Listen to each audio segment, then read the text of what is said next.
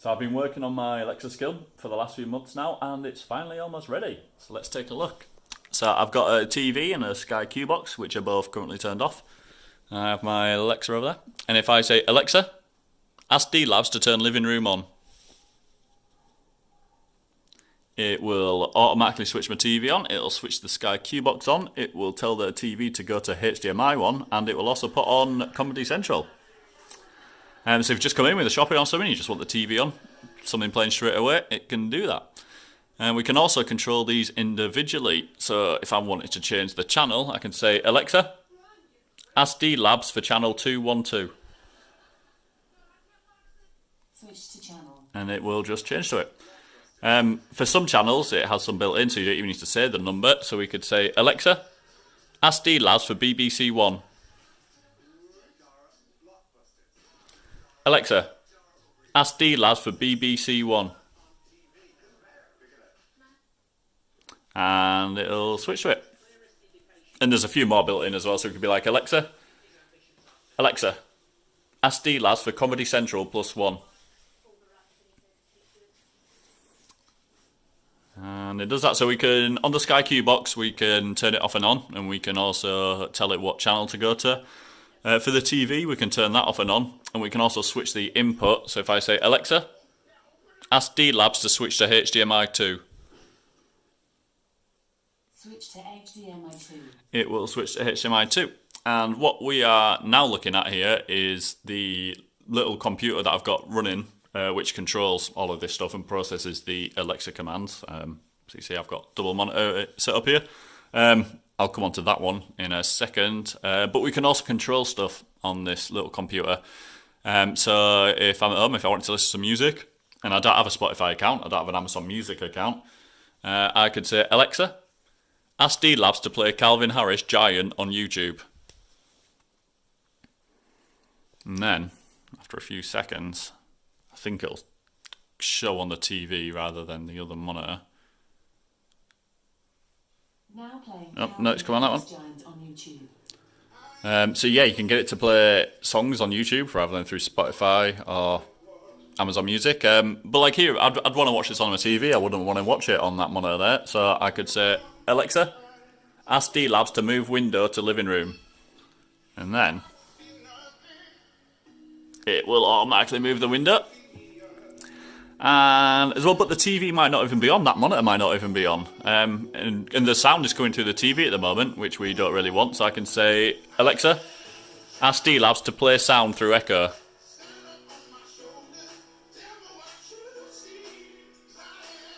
There is a problem with some of the match. Oh, it didn't like that. Let's try that. Play available called record. Oh, it thought it said record instead of echo. So let's try that again. Alexa, ask D-Labs to play sound through echo.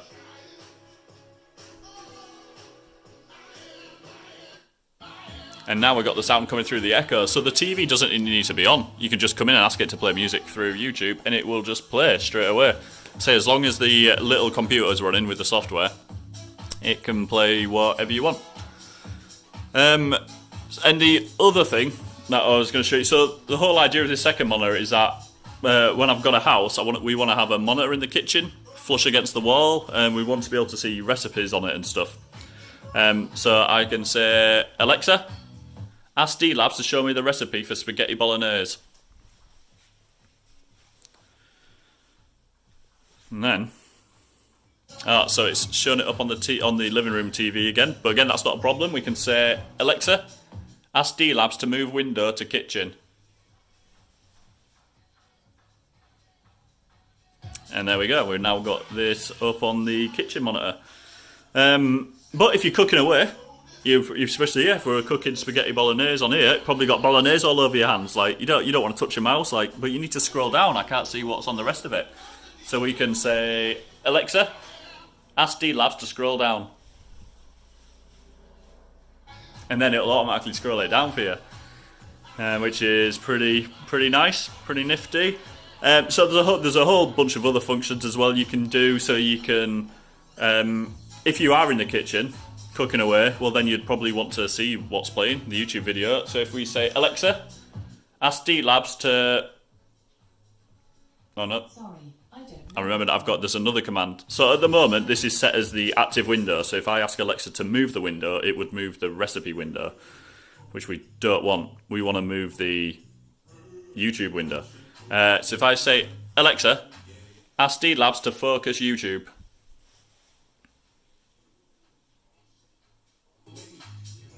So it should bring that into focus now.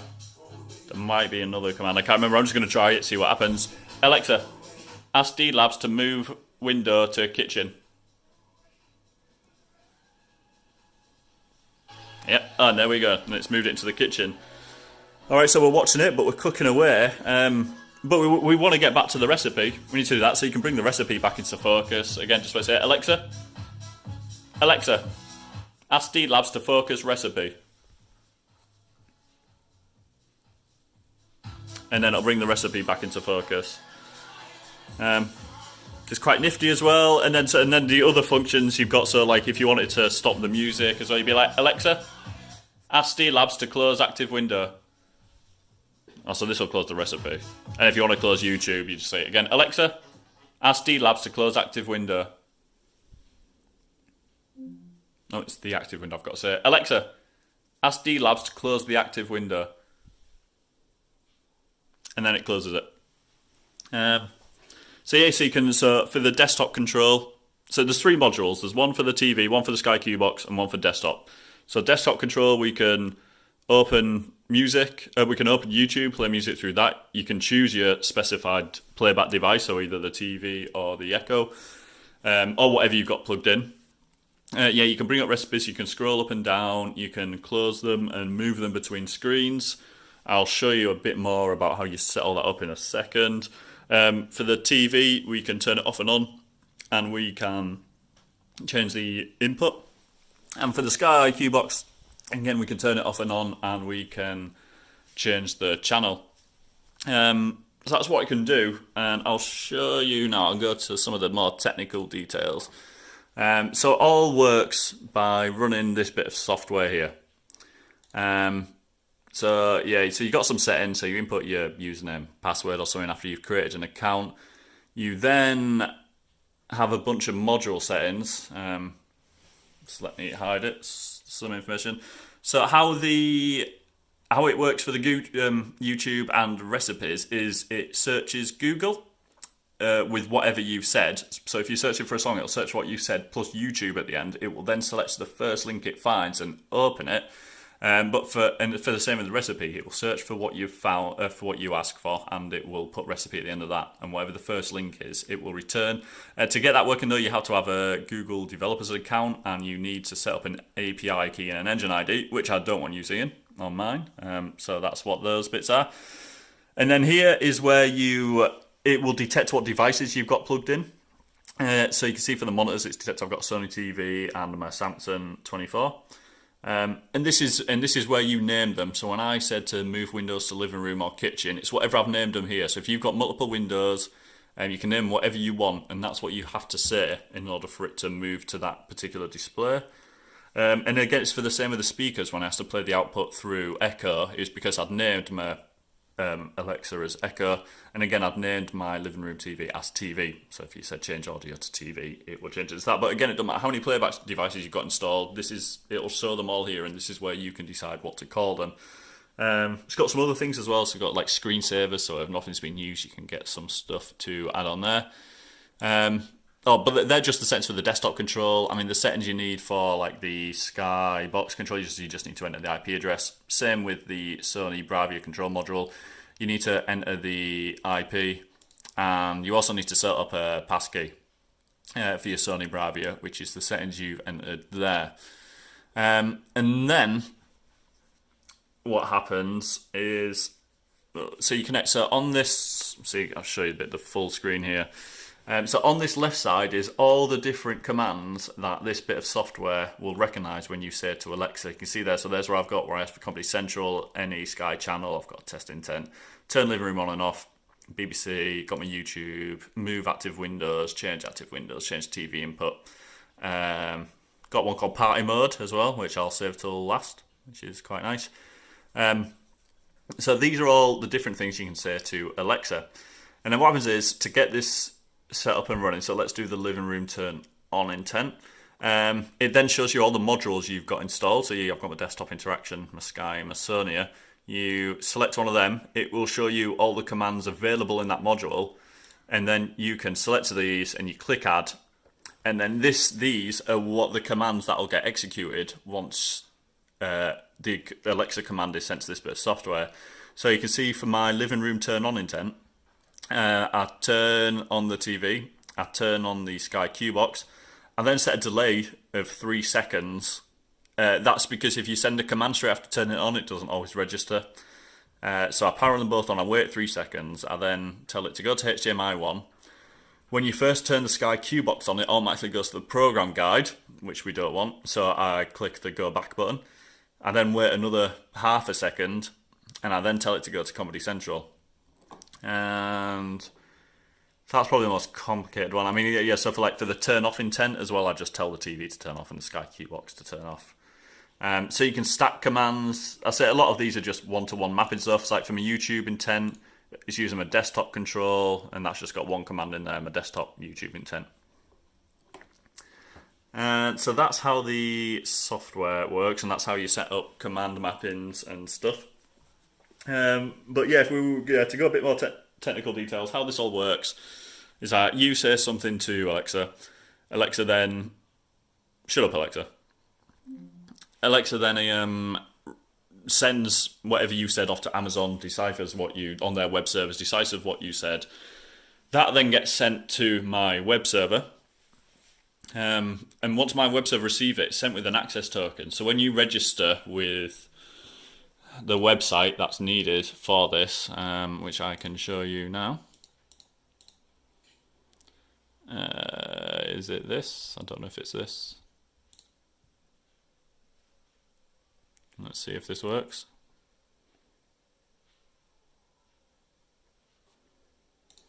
Yeah, so when you've signed up for this account, and then on the Alexa Skills app, you do account linking. So then when the command comes from Amazon's web service to my server, it comes with an access token. And with that access token, I can find out which user sent it. And when you first power on this bit of software, when you hit connect at the bottom, because not everyone's going to have a static IP address, what it does is it updates your account with your IP address. And then so that way, once the Alexa command comes in, I know which account it is, and from that account I can find the IP address and I can forward it on to the right one. And then I've had to set up port forwarding on my router down there. So on that port, when a command comes in, it will get sent through to this. And on this I'm running a WCF service, which is what then gets the command, passes it, and then passes it over to my bit of software. My bit of software then executes all the commands you've asked it to command. And it will then respond with whatever you can get Alexa to respond with whatever you want as well. So, for example, just let me delete this. So here, so for my test intent, we can type whatever we want here. So after the test intent, if we want Alexa to reply with hello, let me remove. And it just crashed. So these are some more things that I need to iron out. There's a couple more bugs before I get this properly released. So yeah, if we go to our test intent, I want it to click remove, not down.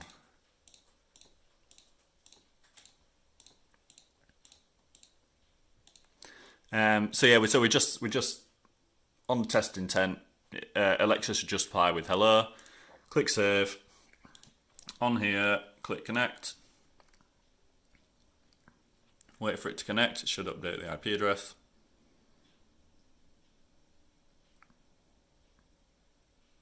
There we go. And it started now. So if we say Alexa, ask DLAS for test intent. It will respond with whatever you do. And as well, whenever you request one as well, it always comes up here telling you what's been requested.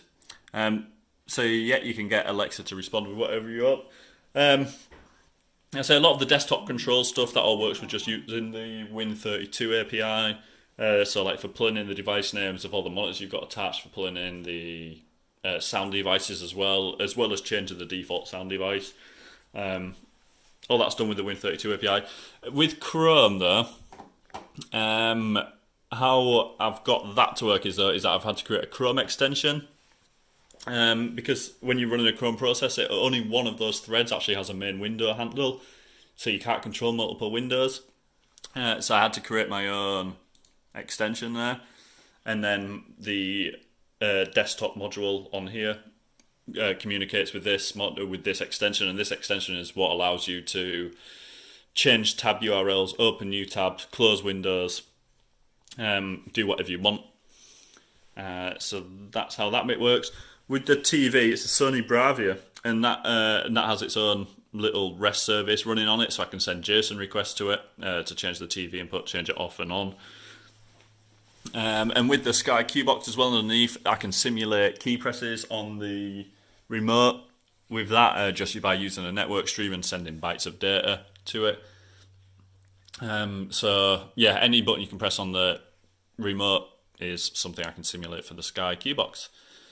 But yeah, so that's it. There's a few more bugs to iron out. Like when you saw where it just crashed, there's a few more little touch-ups that I need to make. I need to make a few more things you can say, commands to get registered. But then I'm going to try and get my skill released onto the Alexa skill store, whatever it's called.